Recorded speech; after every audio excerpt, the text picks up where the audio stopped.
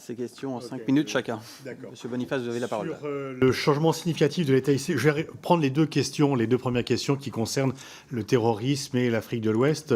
En fait, il y a des problèmes structurels qui nourrissent le terrorisme et le djihadisme. Et ensuite, il faut quand même sous-évaluer la dimension religieuse. Quand on regarde les motivations d'engagement dans les groupes des Katiba, les djihadistes, la plupart, c'est pour avoir un statut. C'est pour obtenir des avantages, etc. Et la motivation religieuse n'est pas toujours la première. Ceci étant, on a beau éliminer des chefs, eh ben, l'hydre repousse toujours.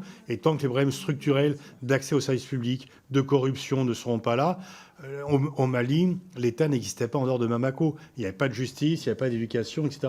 Et c'est tout ça aussi qui fait que des gens s'engagent dans des groupes qui sont parfois des groupes de trafiquants, des fois des groupes criminels, des fois des groupes terroristes, des fois des groupes qui réunissent un peu les trois activités.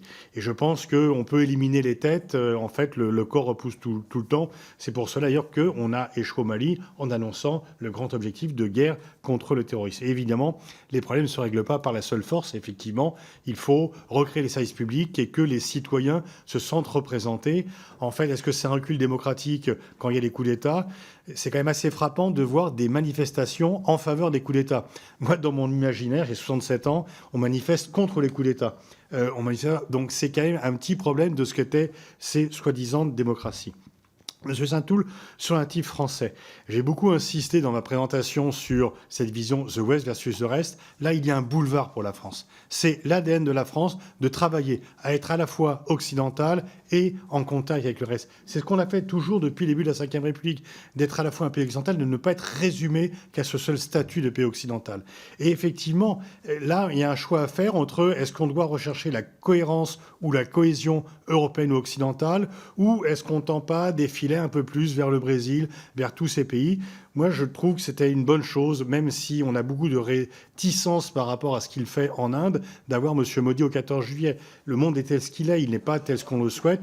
Et donc là, la France a, avec les grands émergents, une carte à jouer.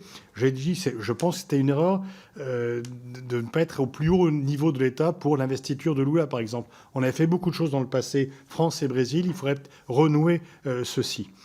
Sur le Haut-Karabakh, est-ce que l'annexion de fait du Haut-Karabakh prélude une guerre contre l'Arménie ? On ne peut pas l'exclure, mais le Haut-Karabakh, la souveraineté de l'Arménie sur le Haut-Karabakh n'était pas reconnue. C'est pour cela d'ailleurs que la Russie, qui soutient l'Arménie, même si elle avait d'autres chats à fouetter et qu'elle a pris des distances, mais en tous les cas, dans l'accord de défense entre la Russie et l'Arménie, le Haut-Karabakh ne faisait pas partie.